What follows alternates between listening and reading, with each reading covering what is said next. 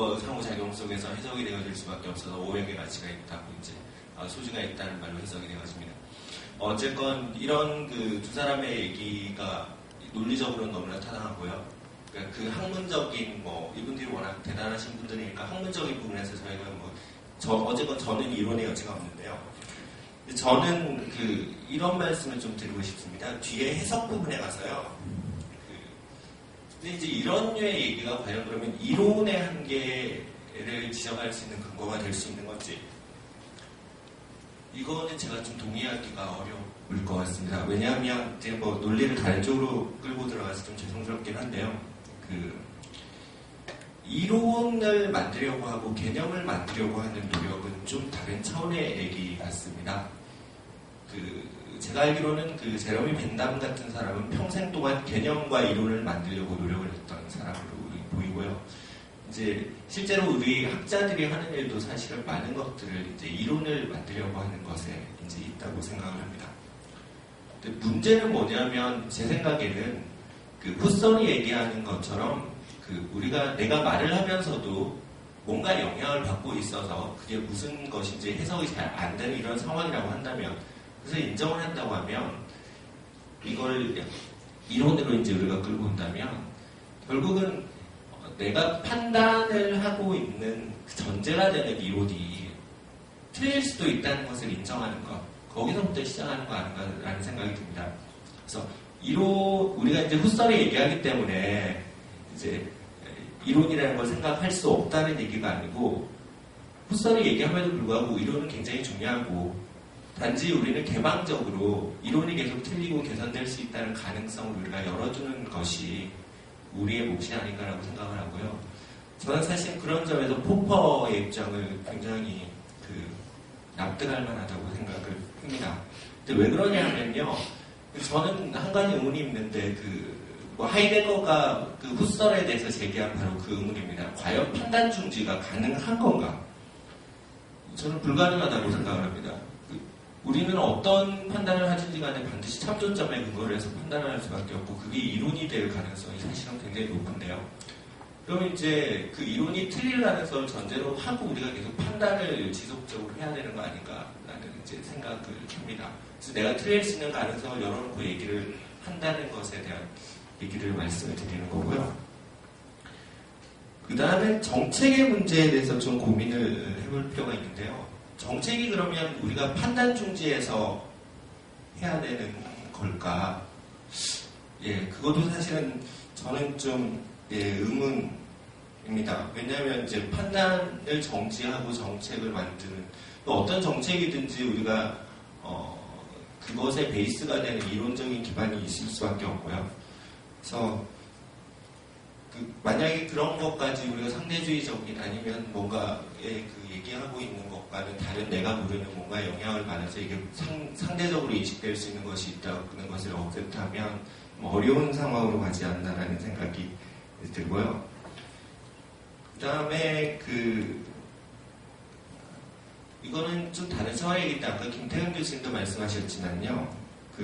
정책과 관련해서는 제가 생각하기에는 좀 그렇습니다. 오히려 우리가 수천 년 동안 그래도 이렇게 저렇게 해서 만들어 놓은 약간 모자라기는 하지만 해석할 수 있는 참조점이 있는데, 그것들을 애써 외면하면서 이상한 정책을 만들기 때문에 문제가 생기는 거 아닌가라는 생각이 저는 사실은 좀 있습니다.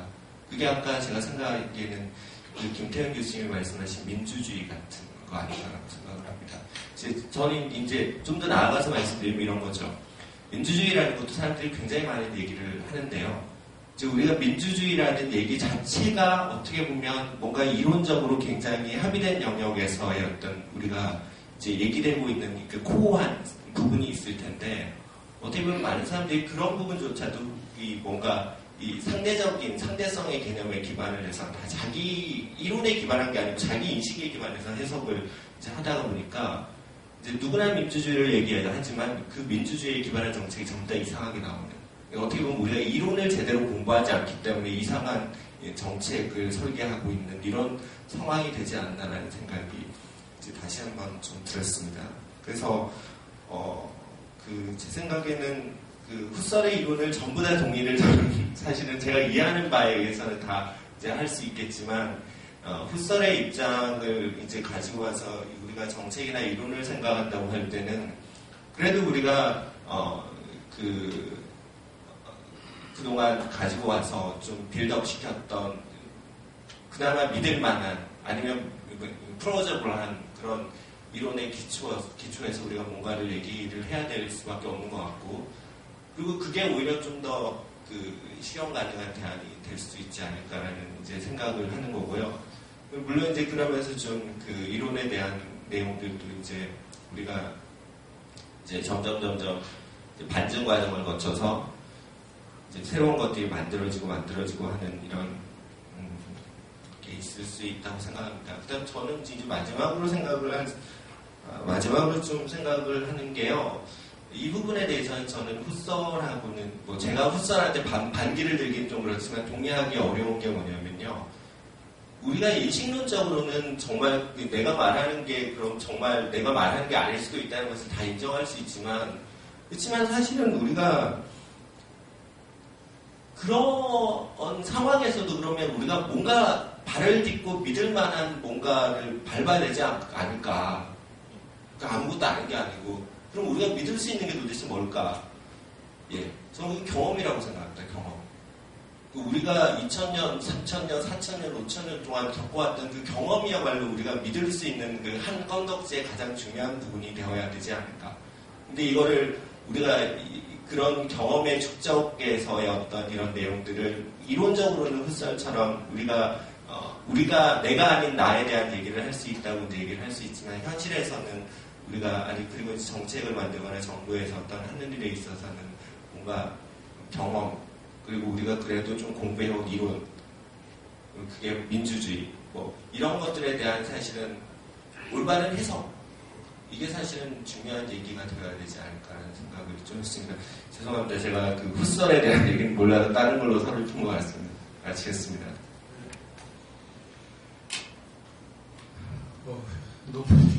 너무 어렵습니다. 제가 그 대학원 다닐 때 이렇게 귀동냥 하면서 현상학 좀 들었고, 90년대 중후반쯤에 한번 뭣도 모르고 글을 한번 썼는데요. 그 인연으로 이제 15년 정도가 지났는데도 당신 그때 공부했었으니까 와서 해봐라. 그래서 왔습니다. 근데 오랜만에 읽어보니까 정말 재밌고 좋은 그림 분야이긴 한데, 그때도 상당히 어렵다고 생각을 했는데 지금도 보니까 여전히 어려운 분야인 것 같긴 합니다. 그러면서도 이제 읽으면서 느낀 것은 최대한 쉽게 쓰시려고 엄청 노력을 하신 것 같아요. 그래서 아마도 그 철학 쪽에서도 현상학에 대해서 글을 쓰는 사람들이 상당히 자기들끼리만 읽으려고 쓰는 글들이에요. 근데 이제 여기서 보면은 그래도 서공룡 선생님은 그래도 같이 좀 알아보자 하는 그런 노력이 보여서 상당히 고맙게 생각을 하고, 또 행정학계에서 또 이런 노력이 있다는 것 자체가 매우 의미 있다고 이렇게 생각을 합니다. 그리고 그 자리에 제가 이렇게 끼게 돼서 상당히 고맙게 생각합니다. 그리고 이제 글을 읽으면서 제일 먼저 고민했던 거는 저도 지금도 이제 고민하는 문제인데 뭐냐면, 이제 다른 분야의 그 이론을 공부하고 그 개념들을 가지고 이제 행정학 쪽으로 갖고 와야 되는데, 그 과정에서 항상 고통스럽습니다. 그러니까 일종의 그 지적인 함정, 지적인 늪 이런 데 빠져서 그쪽 정리하느라고 시간을 다 보내고, 막상 이쪽 행정학 쪽에다 그 개념을 이렇게 좀 풀어나가다 보면 이게 잘 안 되더라고요. 그래서 어떻게 그 균형점을 찾아나갈 것인가 하는 게 상당히 고통스럽고 어려운 작업인데, 아마도 그 발표자께서도 그런 고민을 계속 하고 계시지 않나 하는 느낌을 이 글을 통해서 좀 받아봤습니다. 그래서 그 같은 고민을 하고 있는 사람으로서 어떤 이야기를 좀 나눌까 생각을 하다가 한 3가지 정도 꼭지로 말씀을 드릴까 합니다. 그러니까 하나는 어차피 이게 이제 논문으로서 발표되는 것이기 때문에 그 논문이 갖춰야 할 기본적인 요건 부분에 대해서 좀 생각을 해보고, 두 번째는 현상학과 정책 이론을 접목하는 데 있어서 좀 고민해야 할 것들이 뭐가 있을까, 그런 그 문제 제기가 있고요. 세 번째는 개인적으로 이제 사공영어 선생님께 제언을 좀 했으면 하는 그런 거로 이렇게 해보겠습니다. 첫 번째로는 논문 구성인데요. 사실은 좀 제가 하도 오랜만에 이런 글을 봐서 그런지 논문의 목적이 뭔지를 제가 좀 파악하기가 좀 힘이 들었습니다. 그래서 혹시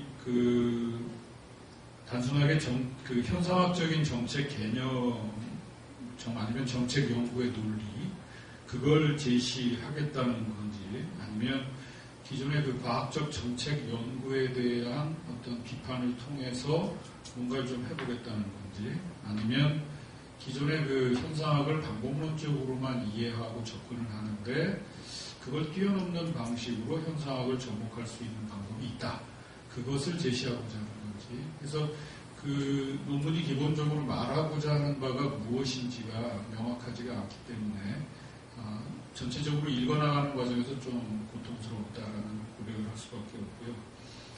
그 다음에 이제 2장의 현상학의 이해를 위해서 푸설과 하이데거와 썰을 이렇게 소개를 해주셨는데, 각각의 파트, 그러니까 푸설에 대한 설명, 하이데거에 대한 설명, 썰에 대한 각각의 설명은 상당히 흥미롭게 잘 읽었습니다. 그런데 이제 이러한 정리된 이론이나 어떤 개념들이 어떻게 보면 논문 안에서는 다음을 대비하는 수순일 텐데, 거기에서 이 논의가 다음에 무엇을 대비하기 위해서 이 사람들이 정리되었을까 하는 것이 이렇게 제가 좀 눈치를 못 채겠더라고요. 그래서 그런 부분을 좀 독자를 위해서 좀 배려를 해주시는 게 좋지 않을까, 그런 생각이 들고, 그 과정에서 하나 더 말씀을 드린다면, 왜 현상학을 이야기하면서 푸설, 하이데거, 썰, 이 세 사람을 선택해서 소개를 하는 건지, 선택의 논리가 명확하게 이야기가 되어야 이게 뭔가 좀 설득력이 있는 논의가 되지 않을까, 그렇게 생각을 합니다. 사실 저는 제목을 받았을 때는 푸설, 하이데거 정도는 나올 수 있고, 아니면 우리가 익숙한 슈츠, 알프레드 슈츠 정도 나오지 않을까. 썰은 사실은 저는 생각을 못했고요. 하여튼 그런 식으로 뭔가 예를 들어 선험성이라든가 해석이라든가 집단 의식이라 또는 집단 지향성이라든가 이런 컨셉들이 정책 연구에 중요하다. 그런데 이제 푸설의 선험성 개념이라든가 하이데거 해석 개념, 그 다음에 썰의 집단 의도성 개념이 정책 연구나 정책 개념을 우리가 이해하고 이론하는데 상당히 위험하다. 그런 논리를 제시한다면 그런 대로 중요한 의미가 있지 않을까 생각을 해봤습니다. 그 다음에 이제 3장과 4장에서 이제 정책 연구나 정책 개념 이론나 이런 거에 대해서 정리를 해주셨는데, 이 부분이 사실은 상당히 좀 제가 읽으면서 힘들고 고통스러웠습니다. 따라가기가. 그러니까 앞에서 이렇게 좀 길을 좀 잘 깔아놔줬으면 뒷길을 가는데 좀 편했을 텐데, 앞에 있는 길이 명확하지 않기 때문에 뒤에서 뭘 하고자 하는 얘기인지를 이제 제가 눈치를 채기가 상당히 힘들었습니다. 그래서 그 부분은 사실은 아직도 잘 모르겠습니다. 그래서 그거는 조금 배려를 하는 쪽으로 서술을 좀 수정을 하는 게 좋지 않을까, 그런 생각을 좀 해봤습니다. 그래서 전체적인 논문 구성에 좀 신경을 써주시면 안 그래도 어려운 현상학을 접근하는 데 좀 도움이 되지 않을까. 첫 번째 논문 구성과 관련된 말씀이고요. 두 번째는 이제 그런 현상학하고 이거를 우리 정책 연구를 접합하는 것은 어떻게 가능할까? 이것이 이제 숙제인데요.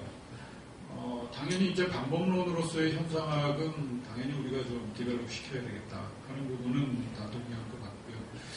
그 다음에 이제 필자께서, 발표자께서는 방법론으로서의 현상학을 뛰어넘어서 현상학을 다른 방식으로 좀 접목시켜보자, 이런 말씀을 하셨는데, 그렇다면 혹시 그 현상학이라는 것이 이제 그 내부에 어떻게 보면 뭐 존재론이라든가 실존론이 이렇게 연결이 될 텐데요. 그러면 1차적으로 이제 그 하이데거를 끌고 오셨고, 후설은 주로 이직론을 많이 얘기하지만, 후반기에 가서는 이제 생활세계를 얘기하면서, 그 다음에 이제 그 당시에 하이데거하고 후설과 이제 개인적인 그 스승과 사제관계를 맺게 되죠. 그래서 하이데거는 발표되지 않은 후설의 그 생활세계 개념을 이제 이렇게 슬쩍 보게 됩니다. 그리고 그걸 토대로 해서 어떻게 보면 실존적인 그런 현상학을 발전시키는 계기가 되겠죠. 그래서 현상학 자체가 어떻게 보면 실존적 계기를 내포하고 있다. 그런 측면에서 실존적인 방식을, 실존주의적인 방식, 해석 방식이나 하여튼 뭐 그런 것들을 정책 연구에 접목시킬 수 있는 방법이 그 안에 있지 않을까. 그래서 그런 부분을 좀 고민을 해봤으면 좋겠고요.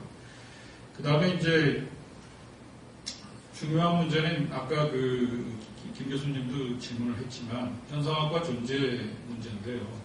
그러니까 이제 존재라는 게 현상학에서는 주관적 구성물, 다시 말해서 이제 의식의 성취물이다. 이렇게 우리가 얘기를 한다면 그런 구성작용과 별개로 적이 존재하는 것, 실제로 저쪽에 있는, 존재하고 있는 것이 있을 수 있단 말이죠. 그러면 그것은 존재하는 거냐, 존재하지 않는 거냐. 이런 근본적인 문제에 우리가 이제 부딪히게 될 거고요. 그 다음에 이제 이렇게 얘기할 수 있어요. 만약 존재가 주관적으로 만들어지는 구성물에 불과한 것이라면 대상이 없는 의식이 불가능하다는 거거든요. 그러니까 그 대상이 없는 의식은 불가능하다는 게 이제 또 현상학의 기본 명제거든요. 그러면 이 두 가지가 사실은 배치되는 거고, 현상학의 기본 논리는 깨지게 되는 거죠. 그래서 이제 이 근본적인 딜레마를 우리가 어떻게 극복해야 되느냐 하는 부분에 대해서 좀 고민을 해야 되지 않을까. 그래서 이런 것들이 극복이 돼야 그 정책의 본질에 대한 그 컨셉을 이렇게 만들어 나가실 때 중요한 그 기여를 할 수 있지 않을까.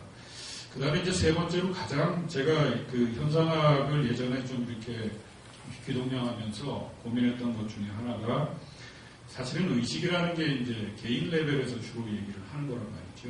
그러면 이제 아까 발표하실 때도 정책을 우리가 만든다 이렇게 말씀을 하시는데 그 우리라고 하는 것이 과연 어떤 식으로 합의점에 도달하거나 하여튼 어떤 식으로 만드느냐, 그러니까 의식이라는 것이 어떻게 집단 의식화될 수 있느냐 하는, 그러니까 개인 레벨에서의 의식작용이 집단적인 의식작용으로 디벨롭되는 그 프로세스 자체가 어떻게 설명될 수 있느냐.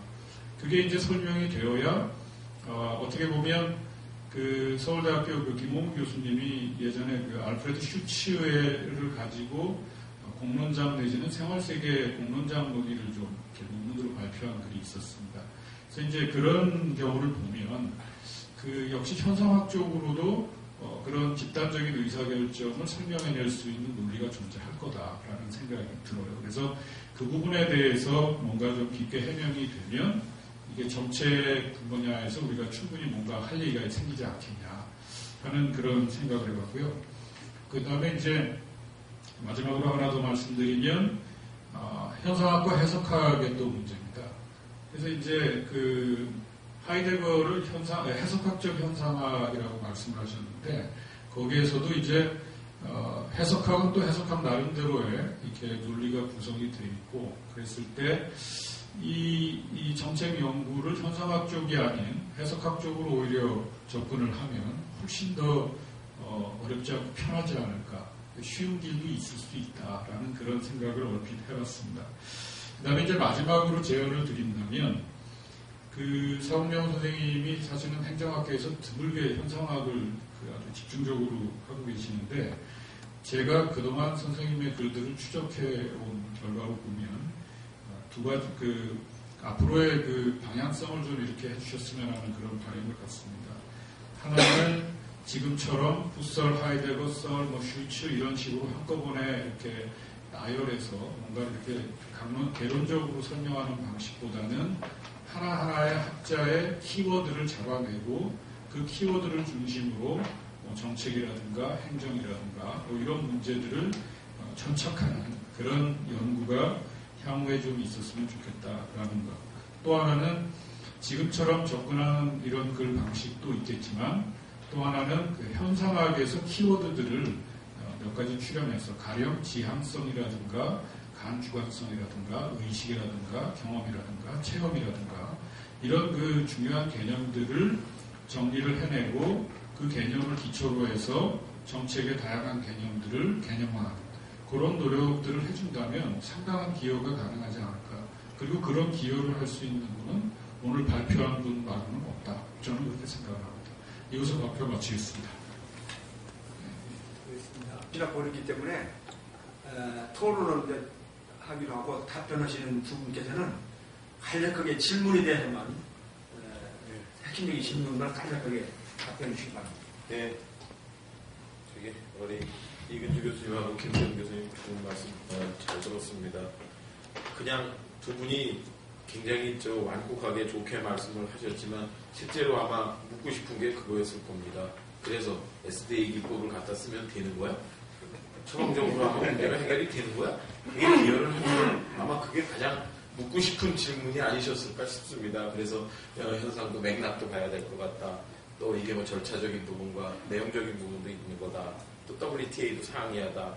또 뭐 노인들만 있는데 이게 모빌라이즈 하는 것이 가능하냐. 예, 두 분 말씀 전적으로 동의합니다. 그러면서 그냥 사실 그 부분에 그런 부분에 대해서 추가적인 논의가 반드시 좀 필요하다고 보여지고요. 그러면서 저는 그냥 지금까지 처음에도 모두에 말씀드렸던 게 그러면 그런 것들이 기여하는 그런 것들에 대해서 이 기법이 답변을 어떻게 해낼 것이냐라는 게 가장 어려운 부분이 될 텐데 거꾸로 보면 그 답변을 하지 못하는 부분들이 너무 두려워서 또 거꾸로 그런 식의 접근 방법은 너무 없지 않았나 하는 게 제 생각이었고요. 그래서 좀 그런 쪽에 약간은 좀 이렇게 시각을 좀 달리해서 가려고 했었던 겁니다. 그래서 정말로 두 분 감사드리고 이게 뭐 이제 다듬어지지 않은 논문입니다만 논문으로서의 완결성을 지니려고 한다면 말씀해주신 그런 부분들을 다듬어야 될 것 같고요.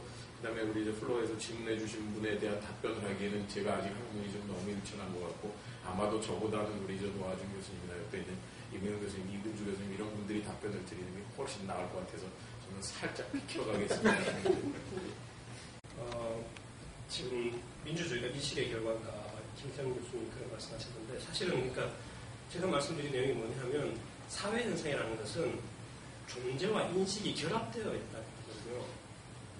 존재와 인식이 결합되어 있다는 그런 것 그것이 이제 자기 참조 같은 말이고요. 그래서 사실은 그러니까 민주주의에 대해서 우리가 어떤 생각을 가지고 있느냐 그것이 민주주의다 이렇게 생각하시면 됩니다. 그러니까 그런 것들이 우리의 행동으로 실제로 표현되는 것들이고 그것이 민주주의가 실제로 작동하는 방식이고 실제로 중요한 것은 그래서 그냥 단지 법으로 정해진 그것이 민주주의가 아니고 그것을 우리가 어떻게 생각하고 어떻게 대응하느냐 거기에 대한 우리의 생각이 뭐냐 실제 삶에서의 반응이 뭐냐 이런 것이 실제로 그러니까 민주주의를 가능하게 하는 그런 것이다 이렇게 생각하시면 되고요.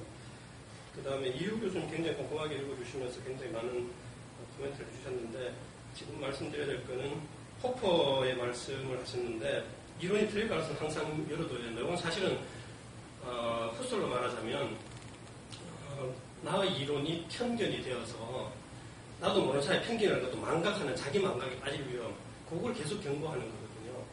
그래서 사실은 굉장히 그 비슷한 주장을 하고 있을 가능성이 많고 그러면 판단 중지를 한다는 것도 일단 내 이론을 내려놓지만 그 다음에 다시 감각 자료 자체 주어진 자료 자체에서 내가 그것을 의미를 해석해보면서 구성해보면서 그것의 본질을 파악해보면서 확인을 하고 난 다음에 내 이론이 맞았구나 또는 조금 틀렸구나 고쳐야 되겠구나 이렇게 갈 수 있는 거거든요. 그래서 사실은 그 포퍼의 주장이랑 그 후설이나 하이데거의 주장이 반드시 틀릴 필요는 없다고 생각이 되고 지금 정책하려면 판단 중지해야 되냐 그런 건 아니고요. 지금 여기서 주장하는 건 이 사람들의 입장으로 보면 항상 우리가 편견에 빠질 위험이 있기 때문에 내 주관적인 판단임에도 불구하고 그걸 객관적인 걸로 착각할 위험이 있기 때문에 거기에 대해서 항상 의심하고 그러면서 내 지평에 대해서 또는 상대방의 생각에 대해서 그 지평윤곽이라고 그러는데요. 우리들의 생각을 계속 교류하면서 내 생각을 바꿔나가고 고쳐나가고 상대방도 상대방의 생각을 고쳐나가고 이렇게 하면 우리가 어떤 합의에 도달할 수 있지 않느냐 이렇게 생각을 하는 거거든요. 그래서 판단 중지를 하긴 하지만 그렇다고 해서 모든 걸 포기하는 건 아니고 좀 더 열린 생각. 그래서 하이데거의 경우에는 그 해석 순환을 하지만 중요한 것은 해석 순환에서 벗어나는 게 아니고 좀 더 건전한 해석 순환, 좀 더 열린 그런 개방적인 해석 순환 이런 것이 중요하다고 말을 하는 거거든요. 그래서 사실은 판단 중지가 아니고 우리의 판단에 대해서 의심하면서 또는 상대방의 판단에 대해서 내가 상대방에 대해서 오해하지 않았나 이렇게 열린 마음을 가지면서 서로를 합작하는 그런 것이 중요하거든요. 그래도 우리가 믿을 수 있는 건 경험이 아니냐 굉장히 중요한 말씀인데 후설이나 하이데거가 말하는 건 그럼 도대체 우리가 경험한다는 건 뭐냐에 관한 겁니다. 경험이 중요하죠. 경험을 통해서 우리가 배우잖아요. 프라이머리를 출석하는 것도 경험에서 얻어지는 거거든요. 하이데거가 말하는 거. 근데 그렇다면 우리가 경험한다는 건 뭐냐 그러면 경험을 통해서 얻는다고 할 때 그걸 묻는 거거든요. 그래서 절대로 그것이 서로 충돌하는 건 아니다 이렇게 생각하시면 될 것 같고요. 그 다음에 이모영 교수님은 사실은 제가 지금까지 제 글에 대해 가지고 정책학부나 여러 글들에서 심사 의견들을 많이 들어봤지만 어떤 분으로부터도 제가 듣지 못했던 참 뭐라 그러면 좋을까요? 정말 감사하기 짝이 없는 그런 말씀을 해주셨고요. 하여튼 열심히 노력해가지고 시킨 대로 그렇게 해야 될 것 같고요.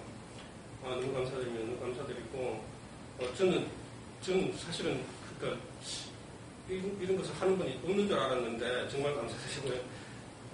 그 다음에 한 가지 그러니까 우리는 어떻게 집단 의식하는가 거기에서 지금 슈츠 말씀하셨는데 저도 슈츠는 읽어보긴 읽어봤는데 하여튼 제가 그렇게 많이 그러니까 좀 많은 부분을 배우긴 배웠지만 지금 이렇게 끌고 오지는 못했고 슈츠보다는 오히려 그 가핑켈, 쇼터 그다음 이런 사람들이 이제 사회 구성주의자들인데 그런 사람들이 우리가 어떤 개념을 공유하게 되나에 대해서 설명을 해주거든요. 그래서 슈츠랑 가핑켈 이런 사람들 같이 하면 그러면 어떻게 우리가 사실은 각자가 생각의 주체들인데 그럼에도 불구하고 우리가 비슷한 생각, 비슷한 개념, 비슷한 관념 그런 것이 빠지게 되나에 대해서 조금 우리가 좀 더 쉽게 설명을 할 수 있을 것 같은 생각이 들고 그러면 이런 것들을 가지고 오면 우리가 정책 현상을 설명할 때 훨씬 튼튼한 기반을 제공할 수 있지 않느냐 이런 점에서 굉장히 의미가 있다고 생각합니다. 하여튼 정말 감사드리고요. 앞으로 열심히 앞으로 계속 기대해 주시면 감사하겠습니다. 감사합니다. 두 분 발표자께서 아주 좋은 글을 발표해 주시고 또 신중석 교수님께서는 나하고 상당히 비슷한 분야인데 그것을 실제 정책 사례하고 관계시켜서 잘 정리를 해주시고 어떻게 발휘될 수 있는가 하는 것을 연구해 주셔서 고맙게 생각합니다. 그리고 이 사공용 교수님의 그런 그 학교에서 뭘 담당하시는지 학생들이 좀 힘들겠다 그런 생각이 들었습니다.